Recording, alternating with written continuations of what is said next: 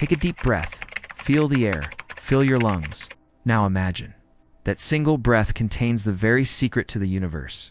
This is the story of Aneximenes. It's the thinker who looked at the simplest, most familiar part of life and saw in it the origin of everything. He believed that all you see, all you touch, all you are, is just air transformed. Let's travel back to 6th century BC Ionia, a place where philosophers were rewriting the rules of thought itself. First came Thales, who saw water as the world's foundation. Then Anaximander, who imagined the infinite, the apeiron, as the source of all things. Aneximenes followed in their path, but he wanted something more grounded, more tangible than an endless infinity or a cosmic ocean. So he paused, looked around, and he asked a deceptively simple question. What is everywhere? What touches everything, sustains everything, and is felt in every breath? His answer? Air. But to Anaximenes, air was far more than something to inhale. It was the raw material of the cosmos, the primal essence from which all else emerged. He believed that air, by condensing, turned into water, then earth, then stone. And when it became thinner or rarefied, it transformed into fire.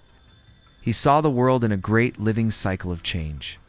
One substance shifting its density and form to become everything else. This was radical for his time. Why? Because Anaximenes was describing something close to what we now call phase transitions, the changing states of matter. He did not rely on priests or poets to explain the world. He relied on observation, reason, and imagination. And he saw a beautiful harmony between the world outside and the world within. Just as our breath keeps us alive, he said, air holds the cosmos together. The soul to him was made of air, animating our bodies as air itself animates the universe. This connected the micro, the human being, to the macro, the entire cosmos, in a single grand design. In a sense, he was laying the first stones for what much later would become a scientific worldview. That simple laws and simple substances can explain the staggering diversity of nature. No magic, no gods controlling every detail, just transformations of a single primal element. Imagine how powerful that idea was, in a culture still telling stories of gods shaping the mountains and heroes taming divine monsters. Aneximenes dared to say, no, it is air, changing itself, that makes the mountains and the seas. But here's what makes Anaximenes even more astonishing. If you fast forward to modern physics, the picture sounds oddly familiar.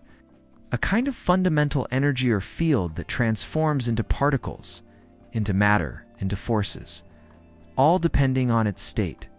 He saw air as a dynamic principle, shaping, shifting, creating everything.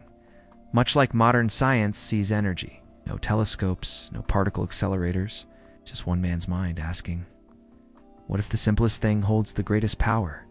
To Anaximenes, the ordinary air, so common it is invisible, was anything but trivial. He saw it as the origin, the sustainer, the transformer of all that exists. So the next time the wind brushes against your face, or you draw a calm, steady breath, pause for a moment. One philosopher, over 2,500 years ago, believed that very breath was nothing less than the stuff of the cosmos itself. Maybe the simplest, most unseen forces around us still hold secrets we can barely imagine,